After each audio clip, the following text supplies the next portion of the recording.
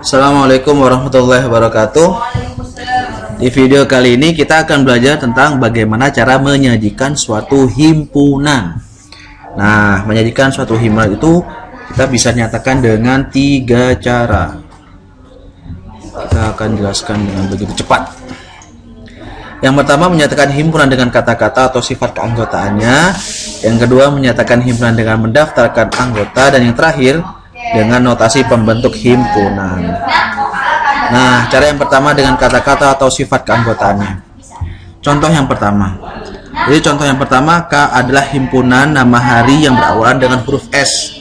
Nah, cara menyatakannya tetap ini nama himpunannya yaitu K, menggunakan huruf kapital, kemudian ada tanda sama dengan dan menggunakan kurung kurawal. Dan yang di dalam tanda kurung kurawal ini adalah kata-kata atau sifat keanggotaan dari anggota himpunan tersebut, yaitu seperti yang dicontohkan, nama hari yang berawal dengan huruf S. Itu contoh menyatakan dengan kata-kata. Contoh yang kedua, L adalah himpunan bilangan ganjil positif yang kurang dari 9. Jadi kalimatnya ini atau kata-kata yang mensifati atau yang mendeskripsikan anggota dari himpunan L kita tuliskan. Jadi L adalah himpunan bilangan ganjil positif yang kurang dari 9. Jadi L adalah himpunan bilangan ganjil positif yang kurang dari 9. Seperti itu. Itu cara yang pertama. Insya Allah lebih mudah ya. Kemudian ini cara yang kedua dengan mendaftarkan anggotanya. Kalau mendaftarkan anggotanya, yang di dalam tanda kurung kurawal itu adalah semua anggotanya. Contoh yang pertama, ini sama seperti cara yang pertama, sama seperti dengan cara yang pertama tadi ya. Contoh 1, K adalah himpunan nama hari yang berawalan dengan huruf S. Nah, sehingga hari yang berawalan huruf S itu siapa saja sih? Ada Senin, Selasa, Sabtu. Maka ini dalam tanda kurung kurawal itu adalah anggota-anggota dari himpunan K tersebut. Karena kita menyatakan dengan mendaftarkan anggotanya. Jadi di dalam tanda kurung kurawal adalah anggotanya. Kemudian contoh yang kedua, L adalah himpunan bilangan ganjil positif yang kurang dari 90. Nah, anggotanya siapa saja dari himpunan tersebut? Anggotanya itu bilangan ganjil positif yang kurang dari 9 adalah 1, 3, 5, 7. Jadi yang di dalam tanda kurung kurawal adalah anggota dari himpunan L tersebut. Nah, cara yang ketiga, ini cara yang perlu disimak dengan baik-baik. Contoh 1 ya. L adalah himpunan bilangan ganjil positif yang kurang dari 9. Maka cara menyatakan himpunannya adalah L adalah himpunan X, di mana X itu kurang dari 9, X elemen bilangan ganjil positif. Jadi menggunakan notasi. Maksudnya itu semua anggota himpunan dari L itu kita sebut sebagai X.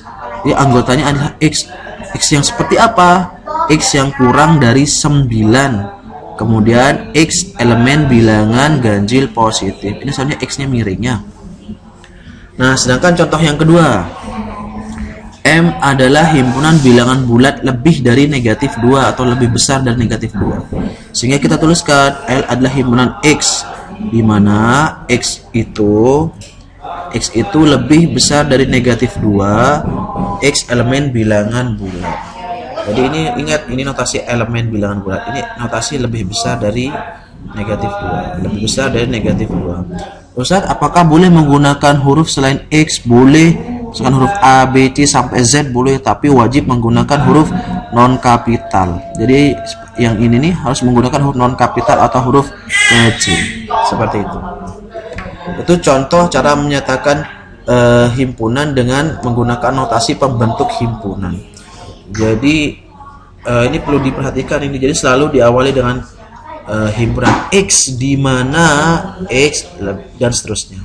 Dan kalimat dari sini ke sini ini menjelaskan sifat dari siapa X itu. Dan biasanya kita lebih cenderung menggunakan notasi, harus menggunakan notasi seperti itu. Nah, sekarang ada beberapa soal itu di mana penggunaan tanda pertidaksamaan itu sangat banyak macamnya. Jadi tanda pertidaksamaan itu sebenarnya ada 4. Ada yang kurang dari, lebih dari, kurang ya sama dengan, dan lebih besar sama dengan. Contoh, di sini Ustadz punya himpunan P sampai W, himpunan P, Q, R, S, T, U, V, W, di mana notasinya tuh beda-beda. Yang pertama, P adalah himpunan X, di mana X kurang dari 5, X adalah bilangan asli. Ingat bahwa bilangan asli itu kan mulai dari 1.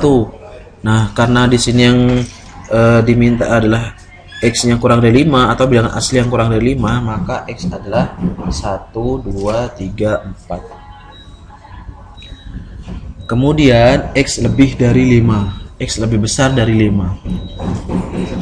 X lebih besar dari 5 berarti bilangan asli yang lebih besar dari 5 siapa? Ada 6, 7, 8, 9 dan seterusnya. Nah, untuk menjelaskan atau menuliskan dan seterusnya ini kita menggunakan koma, titik 3. Harus menggunakan titik 3. Nggak boleh lebih, nggak boleh kurang juga. Nah, kemudian R adalah himpunan X, di mana X kurang dari sama dengan 5, X elemen bilangan asli. Jadi kita mulai dari bilangan aslinya siapa? 1, 2, 3, 4, 5. Kurang dari sama dengan ini, kurang dari sama dengan artinya kurang dari sama dengan 5 itu 5-nya boleh ikut asalkan 5 itu merupakan bilangan asli.